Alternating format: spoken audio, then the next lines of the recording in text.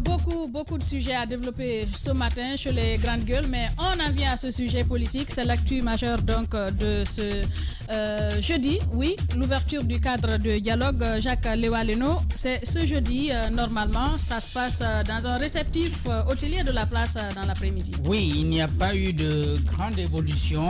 Ce qu'on sait, c'est que la session inaugurale aura lieu ce matin. Elle sera présidée par le Premier ministre et connaîtra la participation du médiateur qui devrait rentrer ce matin de Dakar, d'après les dernières informations que j'ai, par vol spécial, pour justement d'abord assister à cette session inaugurale, mais également prendre le lead de la première partie, puisque c'est lui qui va communiquer sur les objectifs de ce cas de dialogue. Il y a un agenda qui circule depuis hier et qui montre le temps que prendra ce dialogue et puis la façon dont ça devrait, n'est-ce pas, se dérouler. Du côté politique et puis des organisations de la société civile, on a déjà une idée des plateformes qui participent. Le trio ne prendra pas part. Et cette nouveauté, hier, on a eu... comme Mamadou Silla, on avait déjà une petite idée sur ce qui pourrait être sa décision, qui va donc participer à ce cas de dialogue. Et du côté de la société civile, je crois... FNDC, comme le FNDC politique, ensuite le Forum des forces sociales qui décide de ne pas y aller. Voilà. Bien, on va aller peut-être avec ce bref extrait. On a eu hier Mamadou Silla, président de la Corée de l'UDG. On l'a eu hier sur Radio Espace Guinée sur la décision de participer justement au cadre de dialogue qui s'ouvre ce jeudi. Abdelkader Dramé. Les grandes gueules. Et du coup, donc, vous allez participer à l'ouverture du cadre de dialogue. Bien sûr, on a décidé, bon, si tu n'es pas par là, tu n'es pas par là, je crois que tu es perdant. Quand il s'agit de notre pays, d'intérêt supérieur de la nation, et puis avec le souci pour le peuple, donc on a dit, bon, il faut participer au dialogue. Donc voilà, on a décidé de participer au dialogue. J'ai été mandaté tout de suite de faire le courrier adressant au Premier ministre dans ce sens. Donc le courrier est parti, donc la lettre est partie avec la liste de membres, 7 membres. Donc ça veut dire qu'on va la voir avant de rentrer dans la salle. Les grandes gueules. Mamadou Silla, président de l'UDG, voilà. Antoine Kourouma, on l'a écouté. Finalement, la CORED participera à ce cadre de dialogue. Oui, je pense que j'avais dit ici dans ce studio, j'avais dit que je voyais l'avenir. Et pour moi, ce n'est pas une surprise parce que les politiques, nous les connaissons. On sait parfois comment, par quelle méthode... Ils s'unissent au gré du vent. Par quelle méthode ils agissent lorsqu'ils savent qu'ils veulent désormais aller chercher leur intérêt ailleurs.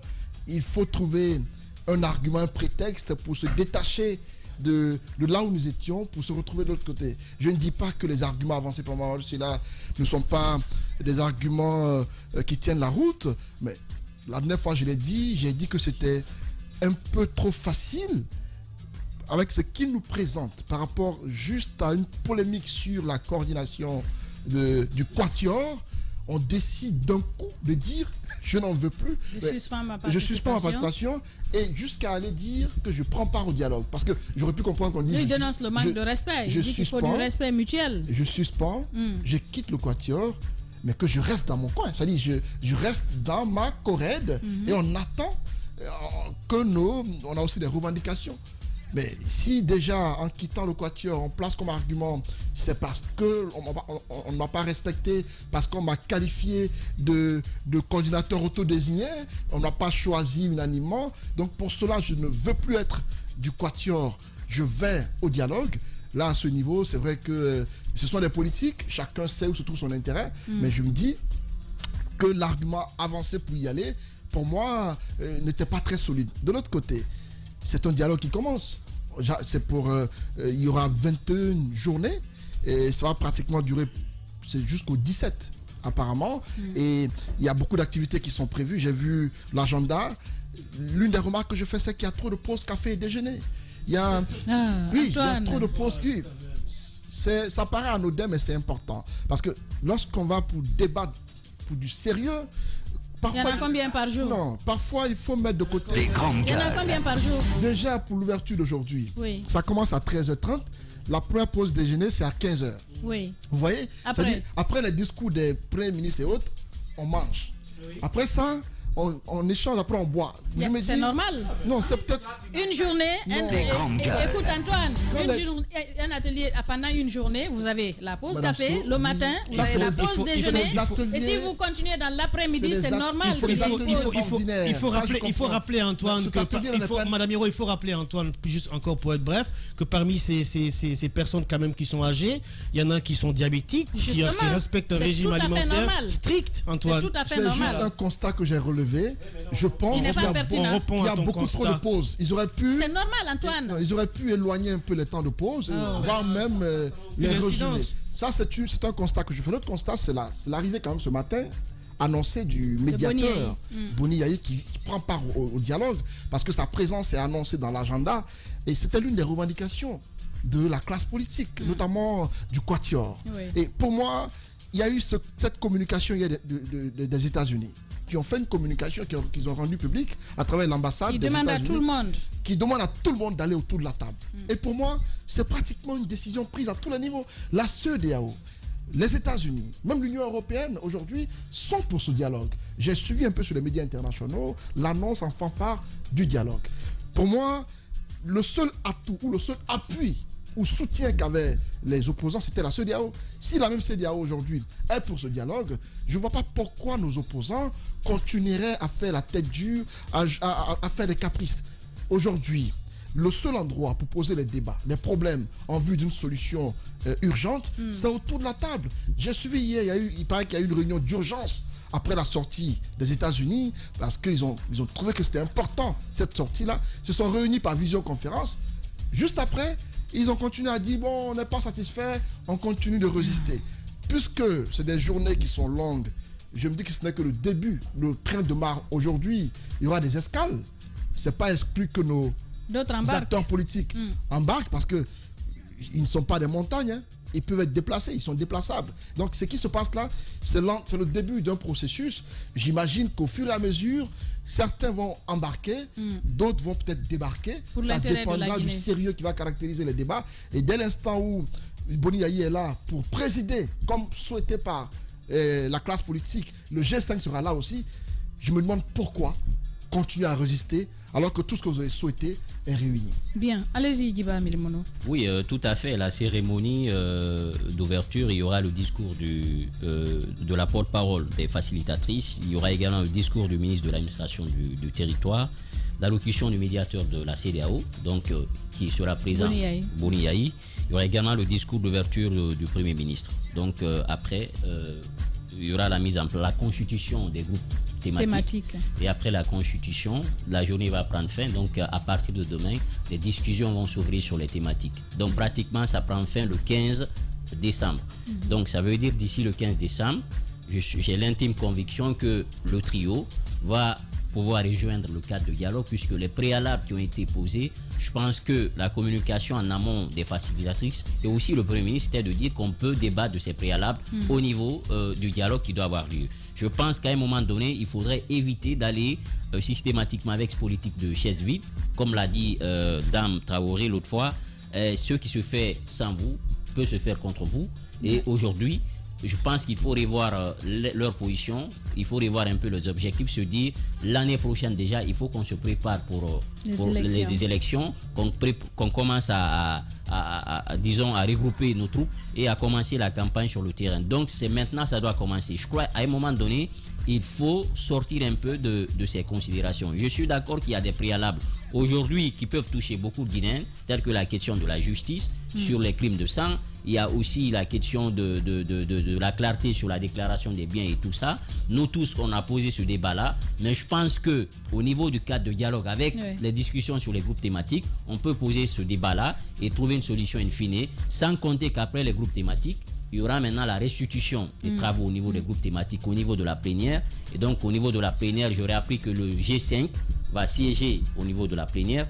Donc, ça veut dire qu'il y aura tout ce beau monde, il y aura une pléiade de personnalités qu'ils ont demandé préalablement dans les exigences, qui vont être au niveau de la plénière pour essayer de discuter du contenu des travaux issus des thématiques et voir qu'est-ce qu'on va retenir par rapport à la Constitution, par rapport au fichier électoral, par rapport à la loi électorale, par rapport aux questions concernant les cas de justice. Donc autant de questions qui vont être débattues. Je pense qu'il y a une chance, s'ils reviennent au niveau du dialogue, il y a une forte chance qu'ils puissent être écoutés parce que les décisions là vont être retenues en concert avec tous ceux qui sont autour de la table, parce qu'une fois encore, les politiciens, même si aujourd'hui ils sont divisés, que ce soit le BL ou l'UFDG ou autres, ils ont quand même un objectif en commun, c'est d'avoir eu l'élection libre et transparente. Et ça, je pense qu'il y a une forte chance, s'ils reviennent, qu'ils s'entendent avec les autres. Maintenant, pour finir sur la question de la Constitution, moi j'ai une inquiétude, parce qu'au niveau des thématiques, j'apprends qu'il y aura 3 acteurs au niveau des acteurs politiques, partis politiques,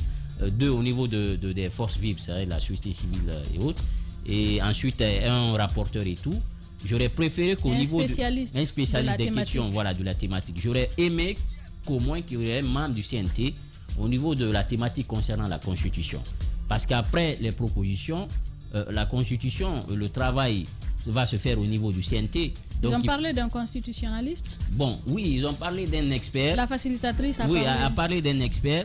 Mais moi, je me posais la question sur la présence du CNT parce que n'oubliez pas qu'ils ont fait une tournée, vous vous souvenez, l'année dernière, dans tout le pays, pour demander les citoyens sur quel type de régime politique ils veulent. Il y a une restitution. Il y a une restitution. Bon, peut-être au niveau de la restitution. Le constitutionnaliste peut se baser sur la restitution du CNT. Parce que ce qu'il faut faire, il faut éviter d'influencer et d'orienter. Voilà. Non, mais n'oubliez pas qu'au cadre, le CNRD enverra ses représentants, le gouvernement enverra ses représentants. Certainement, je crois que le CNT aussi enverra ses représentants, en principe. C'est sûr. C'est comme ça. Justement, pour quand même essayer de prendre un peu l'avis des uns et des autres, pour qu'on ait quand même un texte qui répond un peu à tout ça. Maintenant, Mamadou Sylla, moi je l'ai écouté. Madame Biro, écoutez, moi je pense que l'argument qui a été présenté, c'est assez léger. Parce que quand il dit dans ce communiqué, par défaut de dispositions concrètes, quant au règlement du contentieux issu notamment du tweet du président de l'UFR, et considérant le dépôt au Premier ministre par les 3 coalitions de leur lettre-réponse de non-participation au dialogue, en outre insu, sans attendre notre décision qui sera issue de la réunion de ce mercredi. Est-ce que ces gens-là pouvaient attendre jusqu'à la veille du dialogue pour pouvoir prendre l'avis de Mamadou Sylla? Déjà, ils ont suspendu leur participation au Quator. Donc, si vous suspendez votre participation à mais toute réunion, ils sont venus le voir avec la lettre. Ils sont venus après le voir après la lettre. Mais il a répondu qu'il pensait qu'il fallait d'abord régler la crise qui existait avant de leur demander de signer. Et n'oubliez pas qu'à Nof, il y a eu des coups d'appel. Ils l'ont appelé pour dire ne le faites pas, revenez à de meilleurs sentiments. Des gens l'ont démarché. Je pense que Mamadou Sylla, au-delà de tout ce qu'il dit, nous sommes en politique quand même. Comme on dit, c'est le domaine le plus versatile. Il sait une chose, c'est une guerre d'intérêts. Il a aujourd'hui l'épée de Damoclès au-dessus de sa tête. Il y a la question de la QF. Lui-même, il a dit, j'ai abrité des réunions chez moi. On m'a dit que attroupement et tout ça. Donc, je crois aujourd'hui, les grandes gueules. Je crois aujourd'hui, c'est un homme qui est conscient un peu de son statut judiciaire et qui certainement veut, à un moment donné, se dire, écoutez, même s'il pense que ça n'a rien à voir. Oui, mais ça c'est un discours politique. Oui. Moi, je sais, c'est plus la pression au niveau de la justice que ce tweet de Sidia. Le tweet de Sidia. Mais pour quel impact, pour quel intérêt? Les grandes gueules. Peut-être c'est de dire, en participant au dialogue, je facilite la tâche à ceux qui dirigent. Mais c'est de mal connaître on a écouté Paul Moussa ici. Oui, mais justement, c'est de mal connaître. Je ne crois pas que ça puisse payer. Du CNRD, mais ça n'a pas empêché qu'il soit convoqué à la QF. Je crois à un moment donné, avec une telle question aussi simple, on aurait pu régler ça. Pour moi, ça ne peut pas être un facteur pour amener une coalition quand même à quitter une entité parce que tout simplement... Vous savez, Mamadou Sylla était déjà au cadre de concertation qui a été mis en place. Justement, donc ça veut dire, moi je c'est quelqu'un qui n'est pas très ferme. Voilà.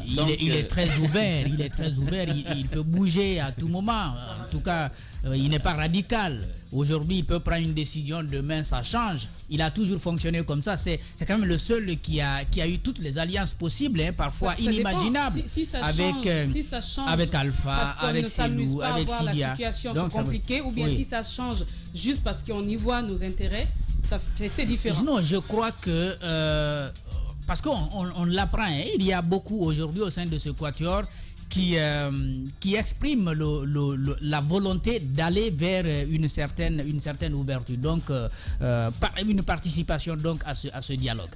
Il y en a des plus courageux, il y en a des moins courageux. Ce n'est pas seulement Mamadou Sylla. Avant lui, je crois, on a eu quelqu'un de la Corède qui a dit clairement on ne peut plus continuer, il faut qu'on y aille.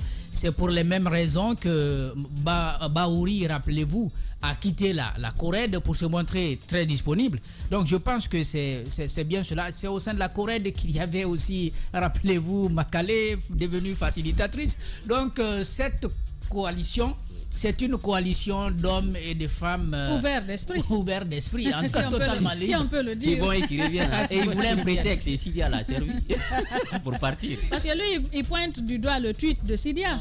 Allez-y, Mafoudia. Il dit que tout le problème, c'est le tweet du président Sidia Touré. Il pensait qu'il y a un problème, il fallait le régler d'abord avant de leur demander de signer. Mais puisqu'ils n'ont pas compris, ils ont tiré leur conclusion.